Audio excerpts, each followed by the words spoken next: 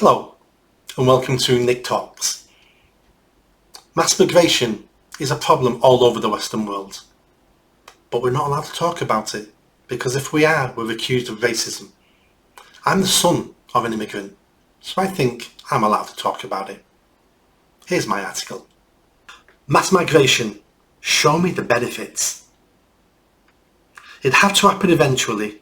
The time had to arrive when I felt it was necessary to write about this super sensitive topic. I feel a slight trepidation.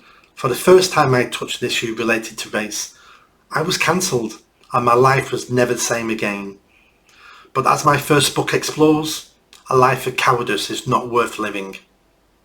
Let me try to protect myself a little bit by saying I am the son of a poor immigrant. My father came to the UK to contribute to the country, so it would be even greater than when he arrived. Is this true? Of course it's not. My father, like virtually all immigrants, came to the UK so they could have a better life. Purely selfish reasons. Who in their right mind thinks that immigrants travel across continents for altruistic reasons? We cannot have a serious discussion about immigration because the myths and the lies get in the way. The Windrush generation did not come to the UK to help rebuild it after the war. They came for the same reasons as my dad, in search of a better life. And they got it. They were economic migrants. Has mass immigration benefited the UK? This is a serious question, for I see no benefits from where I'm standing, only a list of negatives. If there are benefits, then why can I not point to them? Why are the pro-immigration advocates not shouting about the obvious tangible benefits? All we ever hear is, diversity is our strength. This is meaningless. I understand why people do not want to talk about the negatives, for the racist card still has some power to destroy. This power is diminishing, for it has been overplayed, but I cannot understand why people do not talk about the positives, unless, of course, they do not exist. Immigrants come from all over the world to the UK.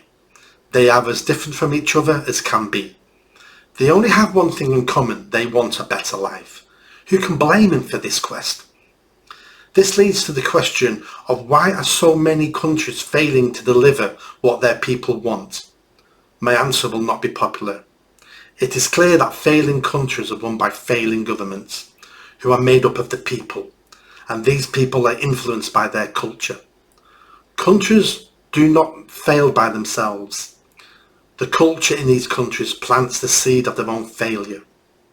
People argue that war, famine and dictators are the real problem, or that the West meddles in these countries and this is the real cause of the failure. There is some truth in this reasoning, but it does not explain the full problem. An inadequate culture for the modern world leads to a country with all the above outcomes. The issues are just symptoms of something much deeper. Now, I must make clear before I'm arrested for a hate crime that I'm talking about culture, not individual people. I know many immigrants and children of immigrants. I am one. They are decent, lovely people, just like most people I know. This article is about mass immigration, not individual immigrants. Let us have a look at some of the unintended consequences of opening up our country to almost anyone in the world to make their home, if they can get here. We are constantly told that without immigration many jobs would not be filled because British people will not do them. This is partially true, but it is not as straightforward as it sounds. Having a cheap supply of foreign labour keeps wages low, for there is no need to increase the financial incentive to attract new employees. Supply and demand. When the economy is flourishing, the government can easily pay off people not to work. We have millions of people claiming state handouts who could and should be working. An oversupply of cheap labour also stops businesses from investing in technology and automation, which leads to better quality jobs with higher wages. Immigration is a bad deal for poor, low-skilled British people. We do not even enjoy the benefits of the money earned by immigrants being reinvested into our economy.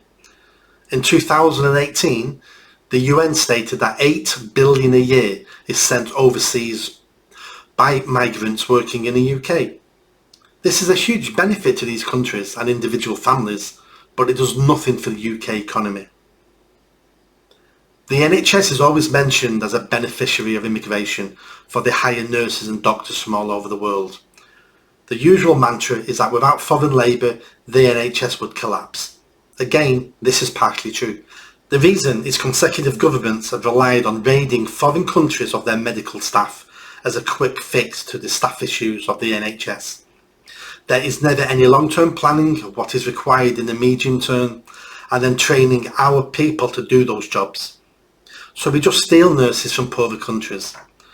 Our recruitment policy actually harms the third world. Do not forget immigrants also use the NHS for treatment, and this is an added strain on an already failing system.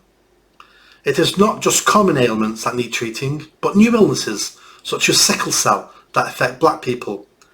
Many serious baby birth defects are in the Pakistani community because of inter-cousin marriages.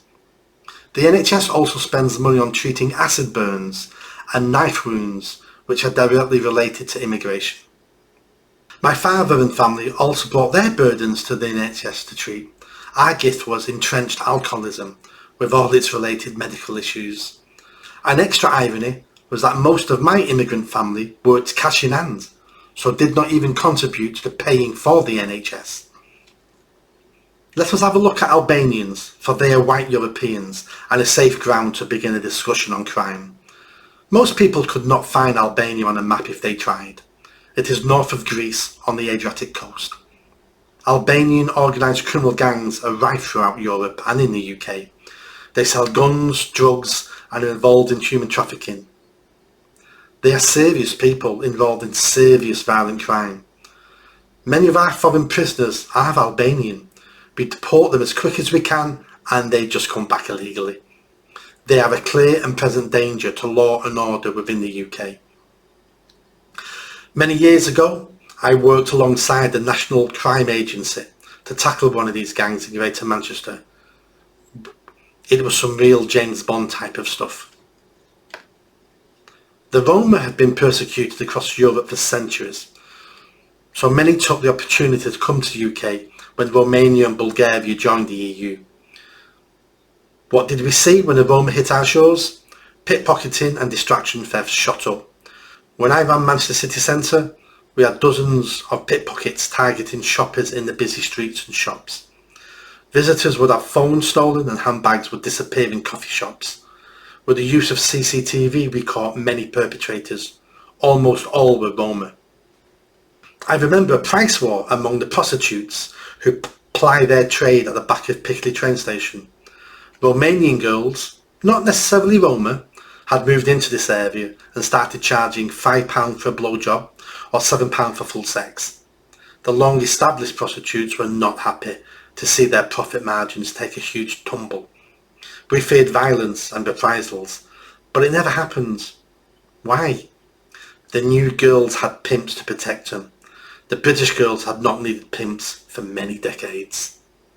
During this time, I remember a warning to police officers to be careful when arresting Roma women. Some were smearing their fingers with vaginal excretion and wiping it on the hands and clothes of arresting police officers. A claim of sexual assault would then be made in the hope of not being prosecuted. This worried many male police officers and made them think twice before making an arrest. This was probably the intention. Do you know which ethnic group is the most overrepresented in jail? Irish travellers. This fact usually upsets the race baiters, but it is true. Irish lives matter. Many within this community are heavily involved in crime as a way of life. It's not politically correct to say such a thing, but a decade spent reducing crime tells another story. Much of the street violence in my lifetime has been perpetrated by young black men. Just look who's doing the stabbing in London and other cities. Black men are overrepresented in violent crime, street robberies and gun crime. We all know this to be true, but again, we are terrified to say it out loud. This is why no one is seriously trying to stop young black men from dying on our streets in pools of their own blood. The UK has a problem with witchcraft imported from Christian Africa. It is so serious that police have teams working on it. The victims of this practice are mainly children who are abused and even murdered for being possessed by evil spirits. Islam also has similar beliefs. Mystical jinns are capable of causing physical and mental harm to human beings. A terrible case of two sisters murdered in a London park was directly related to a murderer making a deal with a jinn. If we're going to talk about violent crime, then we need to mention terrorism. And today, there is only one group committing such barbaric acts. 22 people, nearly all children, were blown up at the end of my street in Manchester a few years ago. I heard the explosion. This terrorist was born in Libya, but taken in by the UK as a child, along with his family. He went to school here, enjoyed all the benefits of this fantastic country. But one day, he decided it was not good enough, so carried a bomb into a music concert.